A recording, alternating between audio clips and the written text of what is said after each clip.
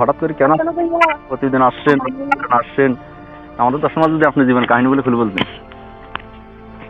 আসলে ভাই আমি শিক্ষিত ফ্যামিলির মেয়ে, তাছাড়া আমার বাবাটা মারা গেছে, ছোট একটা ভাই আছে, আর আমার মা আছে। আমার মা একজন স্কুলে মাস্টারি করে। আর তাছাড়া প্রতিদিন আসছে অনেক কষ্ট দুঃখ নিয়ে। ছোটবেলা বাবা মরে যাওয়ার পরে টাকা পয়সার জন্য, যৌতুকের জন্য বিয়ে হচ্ছে না, এই জন্য ভিডিওতে আসা আর কি। ভালো মনে একটা ছেলে ভালো করে যদি বিয়ে করে তাই আসলাম। ও আচ্ছা, তো আসছেন বা ভালো কথা। আমাদের ইউটিউবে তো বা ভিডিওতে অনেকে আছে দুই তিনটা বিয়ে করে, বা বুড়ো আছে, জোয়ান আছে, দুই তিনটা বাচ্চা ভালো আছে। এখন আপনি কি মেনে নেবেন? সমস্যা নাই, বুড়ো হোক জোয়ান হোক তাতে কোনো সমস্যা নাই। তাতে আমার যেমনই হোক না কেন আমার চলবে।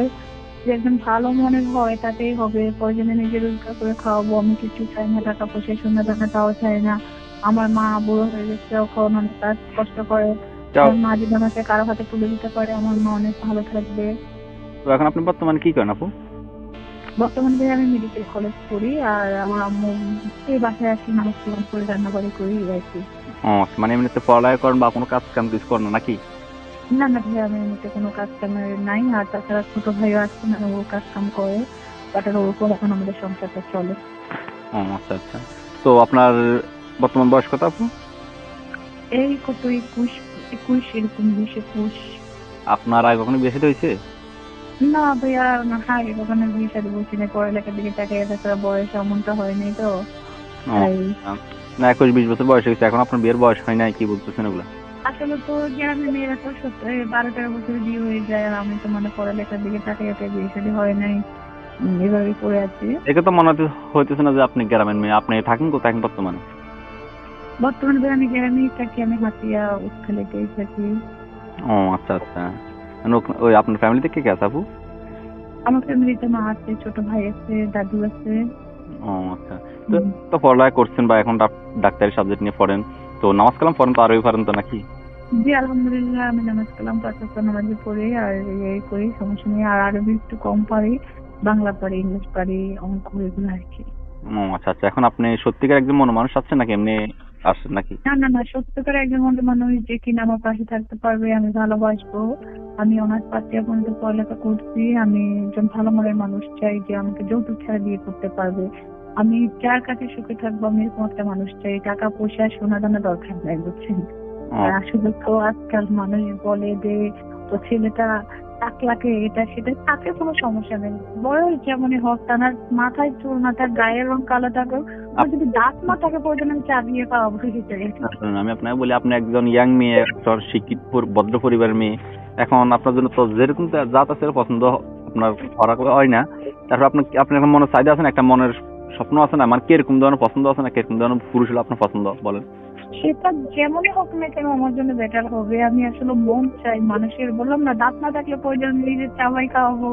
উনি যদি হাগু করে আমি ওটাও পরিষ্কার করে দেবো, আসলে আমি ভালো মনে মানুষ ছেড়ে আর কিছু না।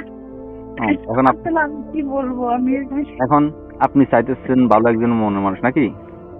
জি ভালো একটা মনের মানুষ চাই। আপনি চাইতেছেন আপনার কথা শুনে কেউ যদি না আপনাকে বিয়ে শাদী করতে চাই, সে যেমনই হোক, আপনার ইয়ে নাই নাকি?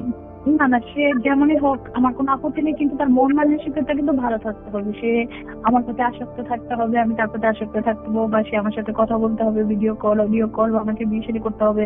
এটা আমার প্রতি তার মানে সারাক্ষণ কেয়ার করতে হবে। উনি শুধু আমাকে কেয়ার করবে, আমি ওনাকে কেয়ার করবো, এটাই। আমি টাকা পয়সা শোনা যেন বাড়ি গাড়ি বা তার ঢক রূপ চেহারা, আমি ওটা চাই না। প্রয়োজন আমি চেহারা বানিয়ে নিবো, আল্লাহ পাক কখনো ওষুধের দ্বারা অনেক রকম চেহারা বানানো যায়। আপনি চাইতেছেন মানে কেউ আপনাকে টাকা পয়সা দিয়ে সবসময় আপনাকে সময় দিয়ে আপনার সাথে রোমান্স করুক নাকি, এরকম হ্যাঁ হ্যাঁ হ্যাঁ হ্যাঁ হ্যাঁ, এরকম আর কিছু না। হুম। তো আপনার কথা যদি সত্যি হয়, অনেকে যোগাযোগ করতে চাইবে আপনার সাথে, তো আপনার সাথে যোগাযোগ করবে কিভাবে? আমার সাথে যোগাযোগ করার জন্য আমি একটি নাম্বার স্ক্রিনে দিয়ে দেবো, স্ক্রিন থেকে নাম্বার দিয়ে আমার সাথে যোগাযোগ করতে পারবেন। এবং যদি এর মধ্যে কোনো প্রবলেম থাকে তাহলে আমি সরাসরি কলের মাধ্যমে কথা বলতে পারবেন। বাসায় চাইলে বাসায় আসতে পারবেন, আমার সাথে মোবাইলে যোগাযোগ করার পরে সব কিছু জানতে পারবেন। এগুলো সবগুলো সত্যি তো নাকি? জি ও আচ্ছা আচ্ছা। তো আপনার সাথে যোগাযোগ করবে আপনার যে স্ক্রিনে, আমরা যে আপনার সাথে যে নাম্বারে কথা বলতেছি, এই নাম্বারটা কি স্ক্রিনে দিয়ে দিব নাকি আপনার অন্য কোনো নাম্বার? হ্যাঁ হ্যাঁ হ্যাঁ, না না, আমার এটাই নাম্বার, এটাই স্ক্রিনে দিয়ে দিবেন। স্ক্রিনে থেকে নাম্বার দিয়ে যোগাযোগ করলে তারপরে আমি আমাদেরকে সবকিছু অবশ্যই দিতে পারবো, ডিটেলগুলো। সমস্যা নেই, আর কিছু জানার থাকলে আমি সেটা কথা বলা করে জানতে পারবে। ঠিক আছে, আমরা আর বেশি কিছু জানতে চাবো না। আপনাকে অনেক দর্শকরা ফোন করবে, অনেকে ফোন দিবে, অবশ্যই ফোন করে রাখবেন। তাহলে আমরা নাম্বারটা স্ক্রিনে দিয়ে দিতেছি, ভিডিও দিয়ে দিতেছি, সত্য কথা বলবেন, সত্য দিয়ে জীবন শুরু করবেন, আর অবশ্যই নামাজ কালাম পড়বেন, আল্লাহ আপনার মনের আশা পূরণ করবেন ইনশাআল্লাহ। তো আপা জি, দর্শকের মাঝে জি, এটাই। ওকে ভাইয়া, ভালো থাকেন। আসসালামু আলাইকুম। আচ্ছা ঠিক আছে। তো হ্যালো দর্শক, শুনছেন একটা অসহায় ভদ্র পরিবারের ঘর মেয়ে বাধ্যগত হয়ে আজকে প্রতিবেদন আসছে, ইউটিউব আসছে। তো উনি একজন জীবনসঙ্গী চাই, ভালো একজন মনের মানুষ চাই। কেউ যদি আপুর সাথে যোগাযোগ করতে চান, আপুরটা কন্ট্যাক্ট নাম্বার ভিডিওতে দেওয়া আছে। ইউটিউবের গাইডলাইনের কারণে আমরা অনেক কিছুই জিজ্ঞাসা করতে পারি না, বলতে পারি নাই।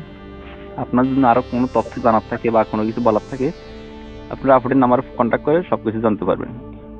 ইউটিউব কমিটির গাইডলাইন কারণে কিছু আমরা অনেক কিছু জিজ্ঞাসা করতে পারি নাই, এজন্য আন্তরিক দুঃখিত। আপনাদের মূল্যবান সময় দিয়ে ভিডিও দেখছেন ও শুনছেন, আপনাদের আন্তরিক শুভেচ্ছা জানাচ্ছি। দেখা হবে নতুন কোনো ভিডিওতে, নতুন কোনো অসহায় আপুর গল্প নিয়ে। সবাই সুস্থ থাকবেন, ভালো থাকবেন, আল্লাহ হাফেজ।